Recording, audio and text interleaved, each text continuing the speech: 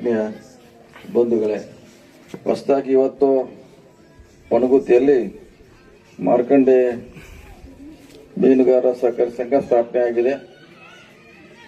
ಇಲ್ಲಿವರೆಗೆ ವೈಯಕ್ತಿಕವಾಗಿ ಇದನ್ನ ಸಹಾಯ ಪಡೆಯುವಂತ ಪ್ರಯತ್ನ ಮಾಡಿದ್ರಿ. ಅಧ್ಯಕ್ಷರು ಹೇಳ್ತಾ ಇದ್ರು, ಈಗ ಅದಕ್ಕೆ ಕಡ್ಡಾಯವಾಗಿ ಸಂಘ ಬೇಕು, ಮೀನುಗಾರ ಸಂಘ. ಅದಕ್ಕೆ ಮನೆಗಳಿರಬಹುದು ಅಥವಾ ಮೀನಿನ ಬಲೆ ಇರಬಹುದು, ವಾಹನಗಳಿರಬಹುದು, ಇನ್ನಿತರ ಹಲವಾರು ಸಹಾಯಗಳನ್ನ ಸಹಕಾರ ಸಂಘ ಕೊಡೋದ್ರಿಂದ ಇವತ್ತು ನಾವು ಮೀನುಗಾರ ಸಹಕಾರ ಸಂಘ ಮಾಡಿ ಸುಮಾರು 100ಕ್ಕೂ ಹೆಚ್ಚು ಮನೆಗಳನ್ನ ಈ ವರ್ಷ ಅವರು ಪಡೆದಿದ್ದಾರೆ.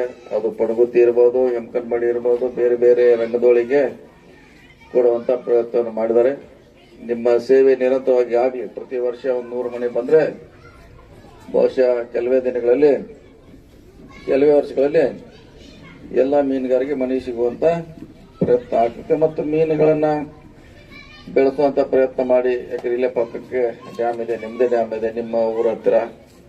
ಸೊ ಇಲ್ಲಿ ಎಷ್ಟೇ ಬೆಳೆಸಿದ್ರು ಕೂಡ ಅದು ನಿಮಗೆ ಲಾಭದಾಯಕವಾಗಿ ಹೊರಹೊಮ್ಮುತ್ತದೆ. ಸೊ ಅದನ್ನು ಮಾಡುವಂತ ಪ್ರಯತ್ನ ಮಾಡಿ.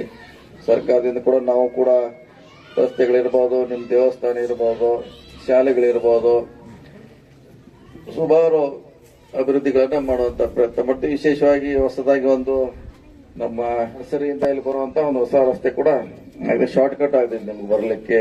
ಯಾಕಂದ್ರೆ ಈ ಕಡೆ ನೀವು ಬರೋದ ಅವಶ್ಯಕತೆ ಇಲ್ಲ, ಶಾಬಂದರ ಕಡೆ ನೇರವಾಗಿ ಬರೋಲಿಕ್ಕೆ ರಸ್ತೆ ಬಹಳ ದಿನಗಳ ಬೇಡಿಕೆ ಇತ್ತು. ಇನ್ನೇನು ಕೆಲವೇ ದಿನಗಳಲ್ಲಿ ನಮ್ಮ ಲಿಫ್ಟ್ ಇರಿಗೇಷನ್ ಕೂಡ ಮಾಡ್ತಾ ಇದೀವಿ.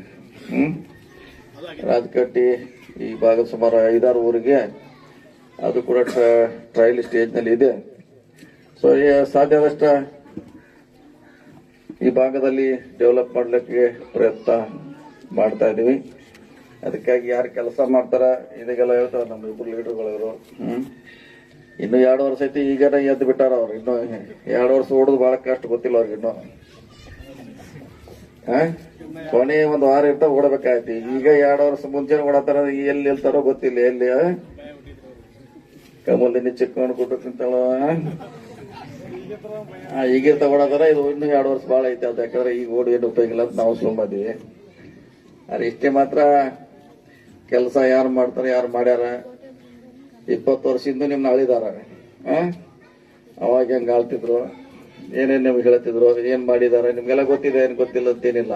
ಅದು ಈ ತರ ಗುಡ್ಡಗಾಡ ಪ್ರದೇಶದಲ್ಲಿ ಸೈಕಲ್ ಹೋಗದಿರಂತ ಪರಿಸ್ಥಿತಿಯಲ್ಲಿ ಇತ್ತು. ನಾವು 2008 ಬಂದಾಗ ಎಲ್ಲ ರಸ್ತೆ ನೋಡಿದ್ವಿ. ಈಗ ಯಾರು ಬಂದ್ರೆ ಬಹುಶಃ ಖುಷಿ ಪಡ್ತಾರ. ಸೊ ಇನ್ನು ಬಹಳಷ್ಟು ಮಾಡುವಂತ ಪ್ರಯತ್ನ ಮಾಡ್ತೀವಿ. ನಮ್ಮ ವಿರೋಧಿಗಳು ಏನ್ ಹೇಳಿದ್ರು ಕೇಳುವಂತ ಪರಿಸ್ಥಿತಿ ಆಗಿಲ್ಲ. ಮೊದಲಿಂದ ಏನೋ ಹೇಳ್ತಾರ, ಹೊಸದೇನಲ್ಲ ಅದು.